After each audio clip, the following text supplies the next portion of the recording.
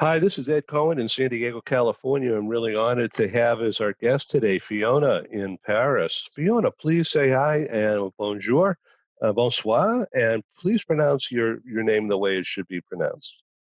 Hi, Ed, and hi, everybody. So I'm Fiona Mougenot, and it's a great pleasure and honor to be on the panel today. Yeah, well, thank you. So the name on your screen says Rubrecht. Is that correct? Yes. So I have a dual identity. So I work under one name, and my passport name comes up as Robrecht, which comes from Belgium. It's my husband's family name. And that is why it comes up, because Zoom has registered me under Robrecht instead of under Mougenot. There you are. You have the whole secret. Well, Mougenot is a wonderful name. Mark Colo is in Southern California. He's an executive for many years in a transportation relocation logistics company, and also is one of the founders and director of a charity, our favorite charity, called Find Cures. And now you have a new name, Mark. What's the second name? It's Find Neuro Help. Neuro Help. And that relates to Parkinson's and some other diseases, right? Chronic neurological diseases, yes. Right. As you can see, Mark is a proud member of that group, and he does a really outstanding job. So, Mark, you've got a golf tournament coming up, right? First of all, I want to say I tell all my friends I'm a mover and a shaker. I really am, literally. But we do have a golf tournament coming up next Monday. It's our third annual golf tournament, and the first tournament, I think we had 75 players. Fantastic. Second tournament, the following year, we had about 100. And with COVID, we've got about half that. So we're still looking for golfers to fill the field. But it'll be a fun day, guaranteed. Either way. Yeah, that's great.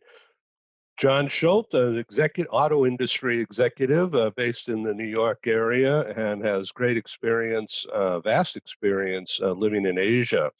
Please better introduce yourself, John. Thanks, Ed. I'm really happy to be participating today. I'm very interested to hear what Fiona and Chaya have to say. I work for a company called International Auto Source. I'm the director of global business development. And what we do is we provide financing for expats that move around the world to the United States from the United States for a new vehicle. When you relocate to a country, your credit history doesn't follow you. And so you could walk into a dealership and a dealer would say, fine, I'm happy to sell you a car, write me a check. We provide financing to allow assignees and people relocating better control over their cash flow. So again, I'm really interested in hearing about Fiona and her comments today. And Ed, thanks very much for having me on. Great. Okay, everybody, I want you to mute when you're not speaking. We have somebody not on mute, and it's causing some feedback here. Thank you very much. Okay, you're welcome to unmute anytime, but when you're, so just to avoid traffic noise. Chaya, thank you so much for doing this. Fiona, thanks for arranging this. You add beauty and depth to this conversation. Very kind. Thank you very much. I think it's the painting behind that you're talking about, but thank you for accepting me. And I really, this invitation came just like that. And I really do thank Fiona for being here and just helping me along. I don't know where I could fit in, but what I basically do and what has moved suddenly since COVID is that my coaching has gone very high up. I call myself an international change management consultant, so as a few of us around the world would have. But what has happened is that in this period, the international move has suddenly become much more, how should I say, disruptive. It was already disruptive, and now people are thinking and pausing more. So I have been helping along some of the people in this space much more than in any other space of what change would look like. How do we then deal and be more resilient towards something that we don't know, nobody knows? How many of us could have predicted this in January? So this is what I do. Well, you'll fit right into this, I promise. So our topic today is, amongst other things, um, how are we reinventing or reframing ourselves to deal with the changes? Talk about change management, and how is this impacting an office like Fiona's office in particular? So you're in the Paris area in the 15th. For those of you who are not familiar with Paris in the 15th, is 15th and 16th is where all the Americans are, I guess, right? Quite a few, quite a few. The Americans seem to settle in what we call the west part of Paris, and that's mainly because of the schooling, because the American school is in the western suburbs, so they settle more this side of Paris rather than the other side, but they do have a tendency at one moment to suddenly move east as well, as such. Yes, I sit in the Paris office. This is our headquarters, but we do have a branch office in India, in Bangalore, and we also have an office in China, in Shenzhen. So the disruption, we have actually lived the disruption since January and followed it as it moves across the globe. Yeah.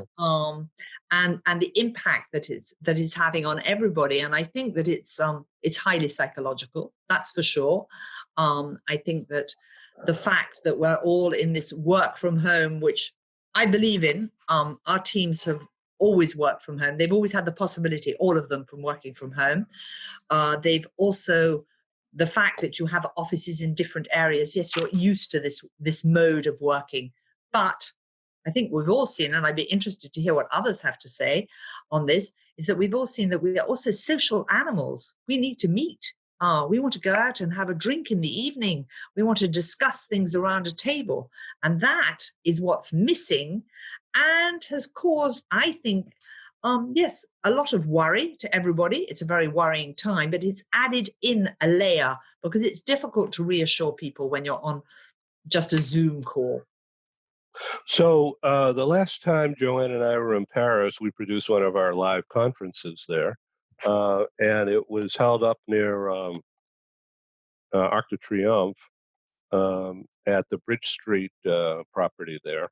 And then we always go to Trocadero. So Trocadero is right down the street from where you're probably off. It's just opposite, literally. It's opposite and slightly more towards the Eiffel Tower. But Yeah. we can literally, if we walk out of the office door, and we're about 100 meters from the Seine, and if we go up to the Seine and we look at the bridge, we can see the Eiffel Tower directly. I mean, Yeah. really, it's a 10-minute walk from my office. Yeah, so is that open now? Are people social distance but still sitting there, or is it closed? No, it's closed. It's closed. I don't know if you can go up. I haven't seen anybody, I haven't really paid attention. But of course, there are hardly any tourists right now. Paris is very empty. A lot of people say it's the best time to go and visit. But since yesterday, the bars and the cafes are now closing. Where the restaurants are still open, but museums are still open. Yeah. So Eiffel Tower is closed, but Trocadero is open. The Trocadero is open because it's an open space and you can go up there. The Eiffel Tower, I think, is closed. Chaya probably knows. I was in Paris roaming around and I felt that this is not a city that I know anymore. It's interesting. Everything is open. You can visit. You can go into restaurants. You can go to the museums. But the buzz, the amount of people, and the masks, and the way people are, it's quite different. It's no longer the Paris that I have known in the last 17 years. Yeah, it's interesting. So Fiona, yesterday you and I had a brief prep talk, and we discussed the young talent in your company. How are they seeing this? Are they living in fear, or is it just something that they're accepting? So I don't think they live in fear, because I think that, the majority of them are quite aware that probably, and we have had cases of COVID in the office. So they've seen that, yes, for them, the majority of them, they're not at risk. It's a bad flu bout. It doesn't happen to everybody, but the ones who've had it, so they're not so much in fear. What they're in fear of, like a lot of people, they're worried potentially about the company and their jobs. We are working on immigration. So if frontiers close, we can't have people moving, of course. So that, I think, can add in worry. But we've been working on a lot of interesting projects. We've been really trying to build up their expertise. I believe a lot in talent, and I believe in young talent and investing time in these people. So that's something that we have been able to do. They really have been, incredible, the way they've grown. And perhaps people, when it's in a time when you need resilience, perhaps that's the time when the really very high skills come out that you've embedded there, and they're able to use them and be reactive and think out of the box, because we're all thinking out of the box, different ways of working. So yes, talent is very, very high up on my list of the important facts that we as an industry in global mobility need to help develop, especially with the young people today, and especially coming perhaps from those who are not in very, I would say, favorable conditions, those who don't have access to high education necessarily or easily. Yeah. So what about tech? The young people who work for you, they're tech, or are they full of empathy for the relocated people? So, first of all, I think that most people try to install in any team empathy for your client. But to have empathy for your client, if you're in the relocation industry, if you've traveled, well, then you know what it's about. But if you haven't traveled, you haven't lived abroad, you don't speak the language, you don't know the culture, it's extremely difficult. It's extremely difficult to feel empathy for somebody. If you're sitting in Korea, you've never been out of Korea, and you've got a Spanish family coming in, it's quite difficult to relate to them. So the empathy there is difficult, but we do try to build on that. But we very, very much believe in empathy inside the team. We feel that that is very important. And if you can have empathy inside your team, then probably the empathy will also come to the clients as well as such. So we're very, very watchful of that. We have a lot of calls. We provide access to help on this. Because we believe so strongly, you've got to understand. And we're working in different cultures. I mean, inside the firm, even inside the Paris office, where I've got a lot of different cultures here. We've got an American, we've got Greek nationals. I'm not French, so already everybody has to adapt to me. And we've got French nationals. And then you're going to India, we've got Indian nationals. And please, Chaya can probably build onto this. It's a little bit like in the US. If you come from the north, you're not the same as somebody coming from the south. So there's a lot of differences there that have to be dealt with, and they're very, very interesting differences. And then we have China, which is yet another culture. So yes, we have to build on this empathy and have to openly discuss our differences. Chaya, how do you do that?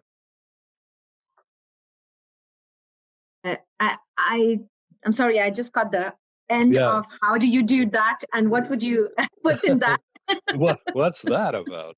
No, dealing with all these different cultures, it's like a smorgasbord. So one of the things, I think there's a learning curve, and Fiona said it so well, that first of all, you need to have some place that you can go deep within, that you can identify with before you can empathize with anybody's situation. Some people naturally have it, some people take time to build it, but it's not something that cannot happen.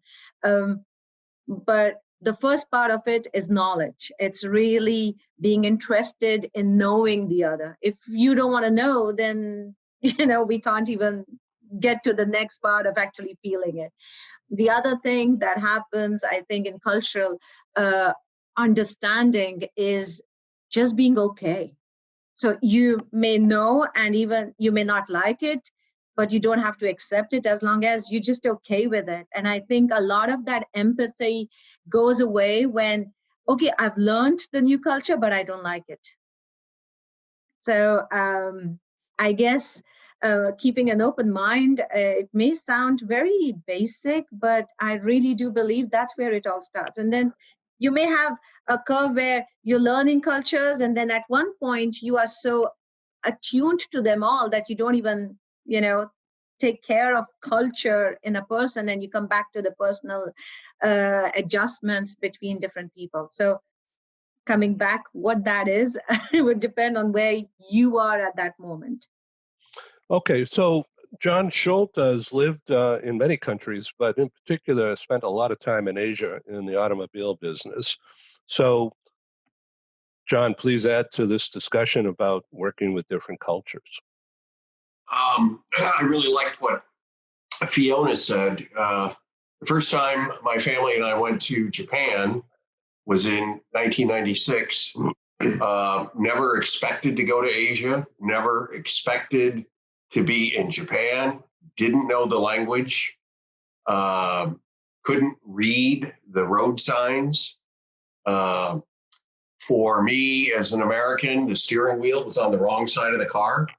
So that meant you're driving, on a different side of the road. And I can't tell you the number of times when I first got to Tokyo that because I couldn't read the signs, I'd be at an intersection and I'd turn and I'd be going the wrong way down a one-way street. So having a local destination service provider who you can call and speak to and get help with the day-to-day requirements of living in a culture where you can't read and you can't speak the language is very, very important. And fortunately, in my experiences in Japan and in Korea, the destination service providers did have empathy, and they understood how difficult it was for me and my family to be in this very foreign culture when we initially arrived in the country. Mark Colo, you have a little bit different experience in dealing with culture in the workplace. Oh, I can't hear you. Yes, Ed, I'm sorry. Got my microphone. My perspective is probably not as broad as John's, having lived in so many different countries, but I've always felt that, if youth could have an opportunity to go to another country and serve in some kind of a service role, I think it would help our whole country in appreciating other people, having empathy for other people, and just having more harmony in the workplace. I had one experience in being an expat when I went to serve a mission in Northern Ireland, and I was there for about 11 months, almost 12 months. And the local Irish used to say, if you don't like the weather, wait 5 minutes. And it's really true. The weather can change so quickly, just on a dime. And that's kind of how life is sometimes. Life changes. We have changes in the workplace. We had a great conference a while ago, Ed, that I really enjoyed about dealing with crisis management and in the workplace. And there's a whole facet to that I think we could all behoove ourselves if we would just learn more about relationships and how to communicate with each other and how to have more empathy and be less judgmental. So let me jump in here and add this about Mark and his business. Because of his Parkinson's disease, he's gotten very much into it and turned a negative into a positive. It's a real lesson learned for all of us. So he's working with doctors and research scientists and mostly University of California, medical experts. I'm stumbling around here, Mark. So he helps them move brain tissue and heart specimens and all kinds of really sensitive equipment to where it's needed. And that's become a real positive for his business world. Mark, why don't you take that further? Thank you, Ed. Yeah, it's been an evolution for me being in transportation for the past 40 years. Started out moving household goods, and I've probably moved 15,000 families and individuals in my career. And then I did a lot of international moves, and I started moving businesses and moving products and all kinds of things. But the last 5 years, I've really enjoyed getting involved in the research community and moving research scientists from all points around the country, and primarily throughout the U.S.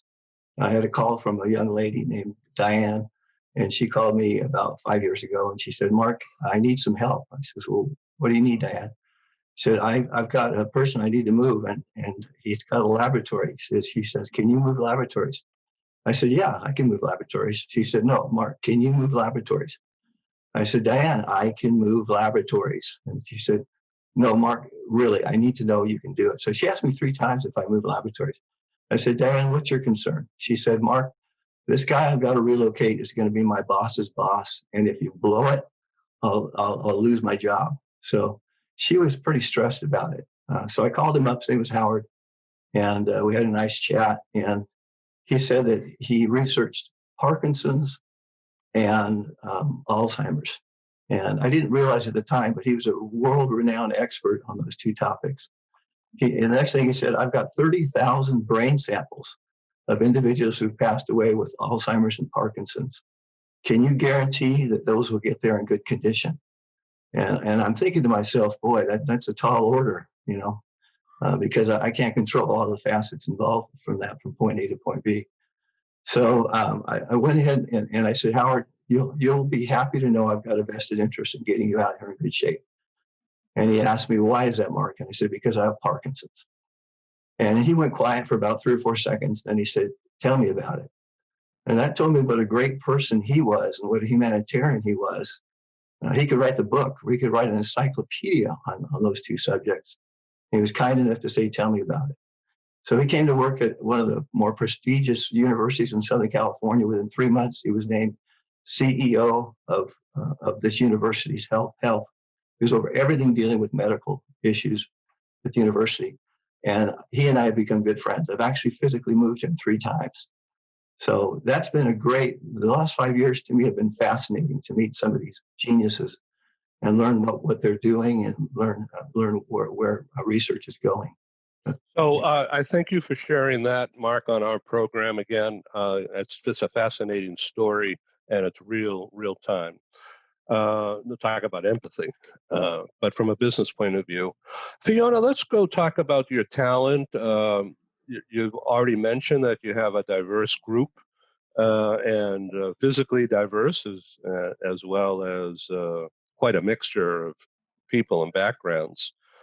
So do you use Chaya as an interpreter, as a go-between sometimes? No. No. Perhaps I should. Chaya, I'm sorry. There you are. You've got your sales pitch. Ed's given it to you. No. No, Chaya and I meet at a lot of the Franco-Indian events because both of us are foreigners here in this country. We've chosen to live in France. We're what I call the very lucky expats who we weren't sent here by a company. We weren't asked to move. We chose to move. So we have to get this right. We may complain some days, don't we, Chaya? But we have to get it right. So regarding talent, I just want to add something to it when you talk about choice. So this is my 5th country of expatriation, and this is where an Indian woman, instead of becoming an expat, truly became an immigrant. So with that choice was quite a difficult one, but you're right, that was a choice. Thanks, Fiona. There you are. I just wanted to, before I forget, because my brain might forget this, I just wanted to say to Mark, thank you so much for sharing your story. And it does meet something which we've discussed quite a lot. There's somebody here on the call who's Ben Sukhia, and I know this is going to mean something to him, about purpose. And I believe that is terribly important. And you really have given a sense of purpose of all your expertise in through what you're living yourself, and you have the complete sense of purpose there. It's absolutely fantastic. But thank you so much for sharing that with us as well. Going back to talent, I have a BDI for talent, and it's always totally out of the book here.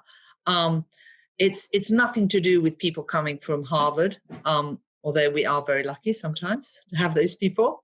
But I believe that if you spend time we have very, very young people. We normally hire people that are under 30. We're not very good about hiring senior people. I don't know, perhaps they don't fit in quite right. We're a little bit like a startup in the way that our culture inside the firm. We work very hard, but we work very fast as well. And so that suits young people. Also, I love working with young people. I think it's a sharing of experience. As I say, we learn from them and they learn from us. And most of the time, a lot of people come in here. I mean, people don't know what immigration is. If you talk about global mobility and immigration to a young group of people, they really are going to ask you, what is this about? And when I say to them, it's actually, if you like playing detective games, you're going to adore this industry because it's never, ever the same. So if you have a BDI for something which is a little bit legal, you like the detective stories, you like thinking out of the book, finding the solutions with a little bit of empathy, this is a super industry to work in. But we've had people who've come in here. We've had 2 people recently. One came in as an admin assistant, and after a little while, I saw that on LinkedIn, she was sort of reading and liking things about cryptocurrency.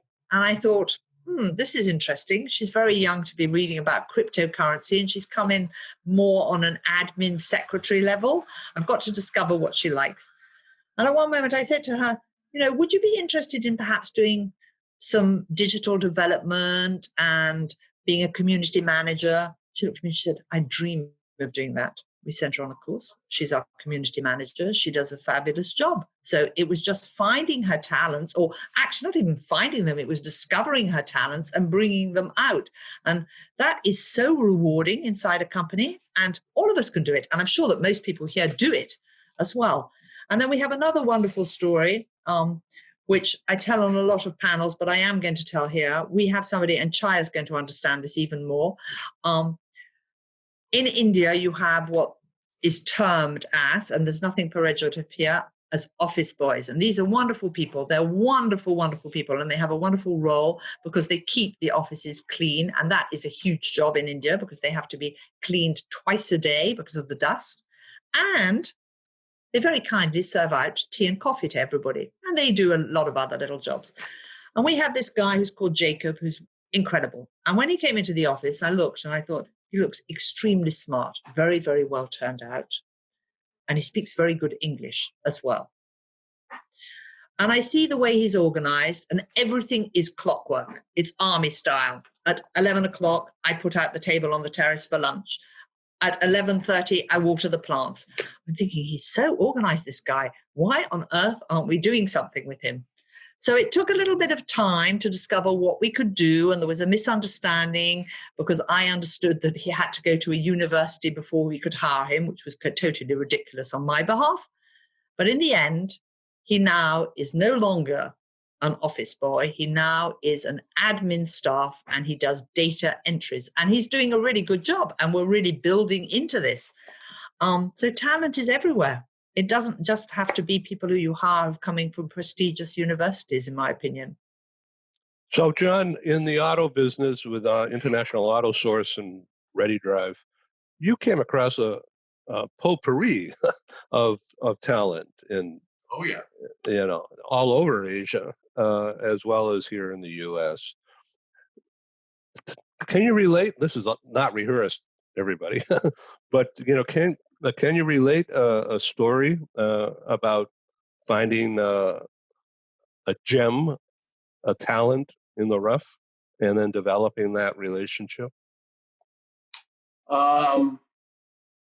Yeah, the second time when I was in Japan, I ran the Tokyo office of a company called Mazda, which at that time Ford Motor Company owned.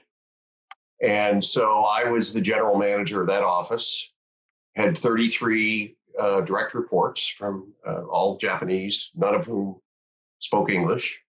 And I had 29 dealers across the northern third of Japan. And again, very few of the dealers spoke English. So I had 2 full-time interpreters with me, one that would travel with me and one that would stay in the office to answer my phone, because my admin assistant was scared to answer the phone because she was afraid she'd have to speak English. So trying to find that gem, as you say, Ed, was compounded by the difficulty in verbal communication. But I still was able to find several, and it kind of goes to what Fiona's saying about younger people and their willingness to perhaps accept change or be more open, less resilient to change. But some of my younger employees, who were the people that actually went out on the road, we called them roadmen, and they would actually physically call on the dealers and assist the dealer with business issues. As I worked there over the months and years, these younger people responded to some of the ideas that I had in how to run the business and have an impact with the dealer body, versus the older managers who reported to me, who were very reluctant. They would, a small example, in Japan, very formal culture, you're not called by your name, you're called by your title. So my title was Bucho. So they would refer to me as Bucho-san. And I said, no, my name's not Bucho, my name is John. And I was trying to create a team and create a sense of teamwork by breaking down some of the more formal barriers, because I wanted to encourage the younger employees to speak up and share with me their ideas about where the business should go. So within a couple of weeks, younger employees were calling me John-san, which was fine. That was great. The older employees still, even after 3 years, they were calling me Bucho-san. They just couldn't bring themselves to call me John-san. So that's a small example of finding that diamond in the rough. And even today at International Auto Source, we deal with customers from all over the world. So Fiona's company or Mark's company would send us information about people who were moving to the United States from Germany or Switzerland or India. We've just started with a new partner in India. And our young team here needs to be culturally sensitive to the clients that we're getting, and reinforcing to them that, hey, we can help you, and we're going to listen to you and listen to what your needs are for a new vehicle, and we're going to find a solution for you that works for you. So it works both on the corporate side of the automobile business as well as the retail side of the automobile business. Thank you, John. That was a really great impromptu speech. I loved it. So let me ask you a question about Japan and that culture. If there was such a thing as a female boss, would they call her Bucho-san? Yes, they would. It's gender neutral. The title is the title. Got it. Wow. And so Fiona is Bucho-san? If she's general manager of the Paris office, yeah, she'd be Bucho-san. Thank you. Chai can speak more about this, but you have this in India where generally, Chai, please correct me if I'm wrong, but generally they have this big thing about calling everybody sir and ma'am. And I'm just like you, John, this is absolutely no way. No way. So whenever we have new people arriving in the office, and they always start off saying ma'am, and I look at them and I say, no. In this office, I'm Fiona, you're Pratik, and that's the way it is. But it takes them, even the young, it really does take them a good 10 days to get around this. They're not completely at ease because it's so embedded, I believe. Chaya can explain that more. But yes, I'm like you. No, I'm Fiona, and I don't want any titles or...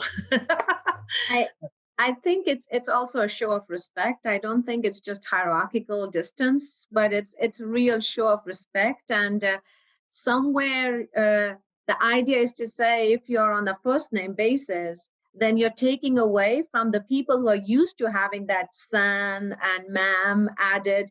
How do they then show you respect? So they don't have any other way to then show you respect, because just because somebody's calling you John or somebody's calling you Fiona, you do know that there are other implicit ways that the respect will be shown. And now by taking that away from cultures who are used to it, you take away their crutch. So of course it takes a little while to learn how to walk without that. Yeah, Mark? Yeah. Yeah, do you want to add to that? Question again, Ed? Well, we're talking about finding people who are around us, but we didn't know something about them, and then all of a sudden we dig deeper and we have a gem. Yeah, the only one that comes to mind, Ed, is, I might have shared this story with you a long time ago, is I had an employer once that he was very mild-mannered and kind of easy to get along with, but he seemed very quiet and a little bit on the shy side. But his license plate on his Range Rover said "to ornery," and I replaced that word with kind of angry. And I thought, this man cannot be an angry guy, and as time went on, he became less and less involved with the company that I was working for. And he wanted to retire to his retirement home in Maui, which was a beautiful home, an infinity pool on the island of Maui. And if I were him, I would have retired much earlier than he had. And so he started leaving the business, and the business started going downhill a little bit. And there were some employees there that got involved in trying to help the business, but he and his right-hand man didn't want to do anything to support the other employees. So long story short, about maybe 10 years ago, I think it was now, the company went bankrupt. And it was a tragic thing because when the company was in its heyday, it was about a $45 million revenue company. And for them to go from that level all the way down to bankruptcy was a tragedy. But the thing I learned from it was communication is essential, and communication in all directions, especially top to bottom. And then if the top leadership is helping communicate effectively with the lower management, then the lower management will help the upper management, and the company will grow as a whole. But communication is so critical within a company, and without it, things can go south real quick. So we're going to take a quick pause. Paul, if you could show the Forest Lawn video for about 30 seconds here. On the other side of that, let's talk about using video and props of communicating across cultures and borders.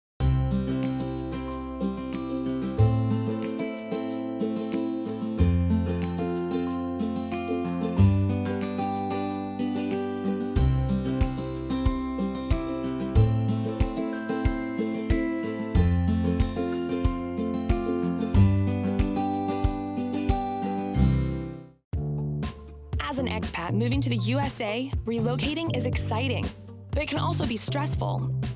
Getting a car, truck, or SUV for personal transportation is usually a high priority. That's where International Auto Source comes in. We make getting the vehicle you want for your work assignment or academic program easy, so you're ready to drive when you arrive. Our product specialists have helped over 50,000 expatriates with their personal transportation needs, making us the largest international auto retailer in the world. International Auto Source gives you flexible payment options to buy, lease, or rent a vehicle from the world's leading auto brands, arrange financing on a purchase or lease without a U.S. credit history, social security number, or driving record, get full insurance coverage, and get approved easily through our low-rate factory-backed financing programs. And because we're an authorized distributor of the world's leading automotive brands, our no-haggle prices are competitive, and the buying experience is hassle-free. We'll even guarantee your new vehicle will be ready the day you arrive. With over 20 years of experience in the global community, we are the vehicle experts for expats. We are International Auto Source.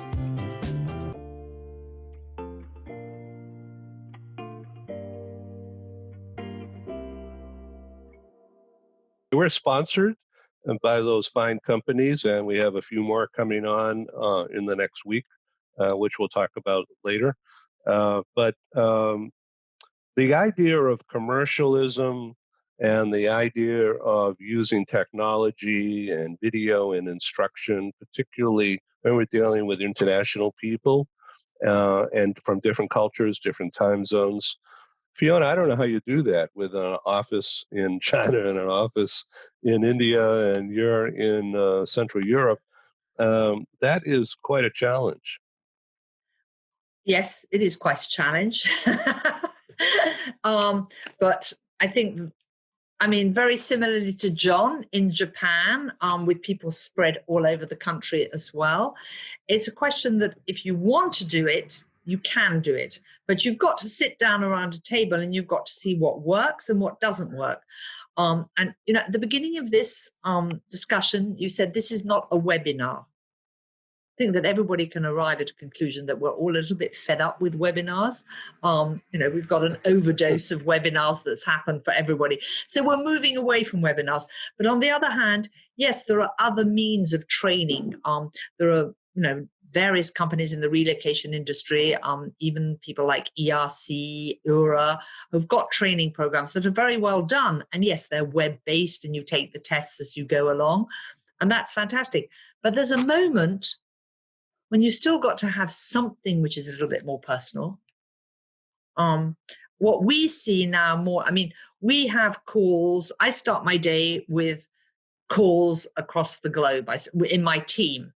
So, I start with China and then I go into the India office and etc. and until I arrive here. And then I'm called, because we've got 2 offices in France, then I'm going to call the other office, which is in Tours, not very far away. We're on the same time zone. But it's very important to speak to people, even clients. You've got to pick up the phone and speak to them. Don't just send them emails. People want something which is a little bit more personal. I think that's very important. That you remind, and everybody's, because of COVID, I think that has increased that requirement and that people are doing it much more. Something very interesting happened to me, which I really noticed today. I can't even remember if it was yesterday or the day before. I had my 17th work anniversary, and I love it how LinkedIn picks up these things. And people wonder whether it's your birthday or your work anniversary or whatever. Last year, outside of the company, I never had anything. This year, I've had hundreds of people sending me little messages, congratulations, keep up the good work, etc. So that means that actually, due to what we've gone through and are going through still, people need to reach out. We're social animals, it's what I say. And yes, within the team, it's very necessary. We communicate a lot. We have teams. And when we do communicate, it's always video at the same time. It's not just calling. So yes, we believe in that. And I believe in that with my clients. With my clients, I like to be able to set up a Zoom call. You need to speak, we have a Zoom call. And I say to everybody here, pick up the phone, speak, please. Yeah. So tomorrow morning, morning here in California time, we have a media training event. It's part of a series that I've developed. And our trainer is New York-based, a former actress, actually a Broadway producer. And she is now, has been a conference producer, and now is doing a lot of training by video. So I've asked her to talk to us on a Zoom video tomorrow morning, my morning, about how to it's going to sound a little funny, but how to look better, how to sound better, how to appear in front of a camera. Whether we like it or not, we're all on TV every time we use Zoom or Google Meets or whatever. And we need to have the right lighting, like this light over here, rather And than position yourself correctly. right, stand up or sit. And stand up or sit Right. and get your voice right. It's so, so true. There are certain people who do this brilliantly. I was given a big lesson. I'm not saying that I'm good at it yet, from a wonderful Italian attorney who's called Marco Macesti. And Marco absolutely cuts the whole thing. He sits in the right way. He has a beautiful picture behind him. He has the lighting that's done. He's got the whole works. Yeah. So, Mark, is that your house in the mountains or what? Oh, I don't hear you. Yeah. That's my chateau in the Alps. Yeah. That's beautiful. Yeah. Vacation. Got to go on a vacation, and I'm going back to work. Yeah. I know. Yeah. So that's tomorrow, and then on the next day, I think it's Friday. I don't know what day it is anymore. So we have a cyber threat, cybersecurity expert based in Washington D.C., Chuck Brooks, who's going to give us a lesson about foreign intrusion into our elections and how it's happening, and an understanding of that. But also, his thing is teaching companies and everybody, mainly companies, how to set up a protective bubble, a cyber bubble around your office and also around your home. And so he's going to do step 1, step 2, step 3. And that is on Friday. I'll send you all a link if you want to join us. It doesn't cost anything. So one of our mottos is, as you can see, the world is watching and listening. They will, over the next 12 months or so, as we distribute this program to our network.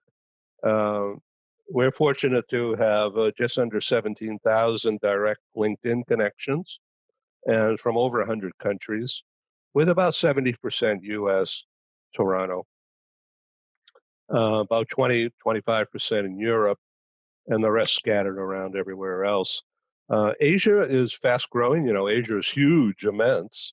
We have a real fast growth happening in Taiwan, and Hong Kong has been good, but they're having issues there now, and so people are actually afraid to do some things, which is really unfortunate. And we have a nice following in Singapore and Australia. But frankly, our biggest following so far is in Taiwan. And I owe that to David Hall, who's an American, but living in Taiwan for 20 years. He married a woman that he met at Harvard. And she shanghaied him back to Taiwan, and he's been there ever since. So he's actually turned into a venture capitalist and has developed a system, which we've recorded on one of these talk shows, about how doctors are small business people for the most part. Some have grown big, but doctors run a small business, and many of them are not tech oriented. And so they're being swamped by paperwork and compliances and never mind everything else. So he's developed a use of technology that doctors can use. And so our program talked about that. And he's into that right now, as a matter of fact. And so more about that later. I mean, talk about this now just to give you an idea of how this particular program, where we're talking about culture, we're talking about finding hidden talent, and about empathy from people who we've never met before. How do you do that in an authentic way? How do you learn to do that? Fiona, you and I talked yesterday about this topic about how do you develop this kind of a feeling in people who normally are not that way? So I think you have to encourage them to be curious. And perhaps the beginning would be to ask questions about that person and get them to tell you a little bit more about themselves, and then encourage them maybe that they should do the same with others. Because once you get curious, you then learn how to engage with people. And it's the easiest thing. And a matter of fact, I'm always fascinated because I don't know if it's something which is taught at school in America, but I think that Americans are very good at this compared to Europeans. That you're very at ease, you go into the conferences, you rush up to people, you introduce yourselves, you say where you're coming from, etc.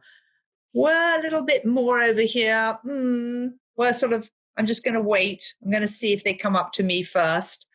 So you have to slightly push people into that. You've got to also remind them to be confident about it. Most people will always be flattered if you ask them a question about themselves. Most of us. Very few people will turn around and say, "Excuse me, that's none of your business." It's never happened to me. I don't know if it's happened to anybody else, but certainly, most people, when you go up and you say, "Oh, nice to meet you. What field are you working in, or where do you live?" And you can open up a conversation, and you've got to find the points where you can connect with them. What do you have in common? Now, in China, it's absolutely essential to do business. They have to know where you are from. Are you married? Are you single? Do you have children? Do you have grandchildren? Where do you go on holiday? What do you eat? What do you like doing? Before you can do business with them. And I think that's something that you should sort of encourage inside young people who maybe don't naturally have this. Maybe it's also because they are much more technical now and they're all Instagramming and Facebooking. Well, that's very old-fashioned. Snapchat, TikTok, more than actually speaking to people. And they get a little bit lost behind that because they're building something which isn't really themselves. So I think that a little bit of help is needed from, I would say, more mature people inside a business to help on that. And yes, you can also say to people, "Excuse me, I've been there. I know what it's like when you have to stand up and you have to speak on a panel for the first time. You're scared. You're very scared. And that's perfectly normal. If you weren't scared, it would be ridiculous." So, I think it's a little bit more of helping people to not to be afraid of themselves, to be curious about others, to ask questions, and to engage. And it's fascinating. Fiona, what's your website? My website, I put it up. It's www.expatpartners.com. Great. Chaya, let's go to you. And if you could do a few minutes here about change management, particularly when people are under stress. Thank you so very much. And just bouncing back from what Fiona just said, it's beautiful about how do you accept culture, and when you're going across different changes, which are also cultural, but not just, how do you then manage? So you have, and especially in international environment, we all have been there, you have to deal with different cultures, and you also have to deal with the context of finding yourself in a different situation with different personalities. So I think one of the things that we always talk about, and so just to give you a little background, as I just said, I have lived in 5 countries and worked out of I don't know how many, and visited over 55. And I've had the real fortune of not counting, but maybe having worked with over 150 nationalities. So culture was always the base. And I do give some conferences on how do you work with culture and change at the same time. So having just given you that context, I just come back to say it's not difficult, but you can't do it if you consciously are not thinking of doing it. So change and accepting it and accepting the different ways of doing things has to come from the very basic point of I want to accept what the other person has different of. So, and this is for me has been one of the most deciding factor whether somebody works within a team or not. You can come with all kind of expertise. You can be the most amazing person. You could have the subject matter expertise to the tune. But if you're not comfortable and if you're not ready, willing to accept the other people, then that change won't happen. You will have that resistance. Yeah. We have about 5 minutes left before we close. John Schultz, you have deep experience, particularly in Asia, but elsewhere also in dealing with groups, business groups, chambers of commerce and other groups. And most of that was in the past, but those were probably a lot of old white guys, right? Well, when I was president of the American Chamber of Commerce in Korea, it wasn't a lot of old white guys. We had many of the CEOs that I interacted with as president of the chamber were actually Korean or Korean Americans who had been hired locally or posted to Korea to run the American operations, the Korean operations of an American company. So there were, our country, the American tax policy of taxing citizens based on citizenry, not location, really makes it very expensive for companies today to send Americans overseas. Because of that, you're paying U.S. federal taxes, plus you're paying the local taxes in the country. So it becomes quite an expense for a company to send someone overseas. So it's a lot easier to hire a local national who perhaps has gone to university in the United States and understands, at least from a Korean and Japanese perspective, has an understanding of the way an American thinks and the way the Americans approach problems and can interact well with Americans. That's a better, more cost-effective solution today for many companies. The days of the old white guys being sent overseas to run American local operations of American companies, those days are fading fast. So let me do a deep dive here with you in Vietnam. That's benefiting. Vietnam apparently is benefiting the most from a shift moving manufacturing out of China. You would think that they'd send it to Canada or Mexico, but Vietnam is actually benefiting. I guess, utilizing the Asian technical experience and lower costs. You have some experience dealing with Vietnam, don't you?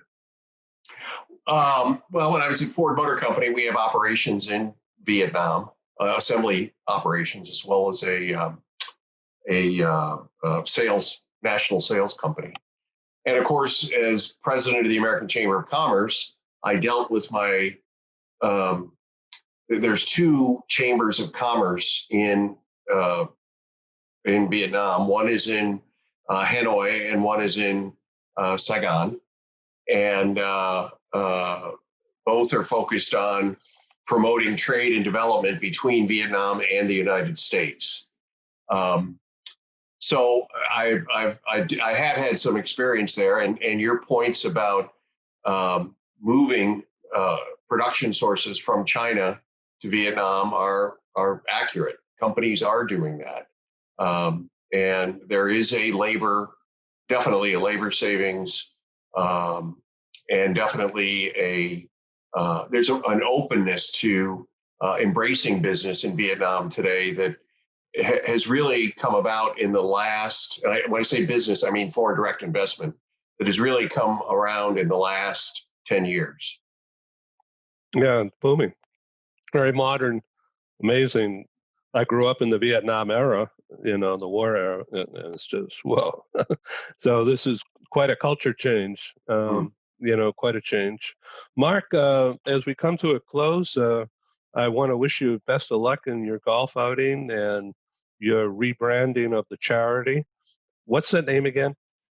Find Neuro Health is our. Okay, good. And what's the website for that? Is it still findcures.org? Currently, yeah. It'll be changing shortly. The website should be up in probably the next 2 or 3. Well, we want to have the website up by the golf tournament, which will be Okay, that's great. Chaya, nice to meet you. Thank you very much. I welcome you to come back again. Fiona, this is really wonderful having this dialogue with you and getting to know you. We've known of each other a long time, but this is our first real experience. So a lot of us enter today as strangers, but we're departing as friends. And I thank you for being on Global TV. I wish you well, and I want you to come back soon. Okay. Thank you for having me, and thank you. Thank you, Ed. Thank you all. I learned a lot today.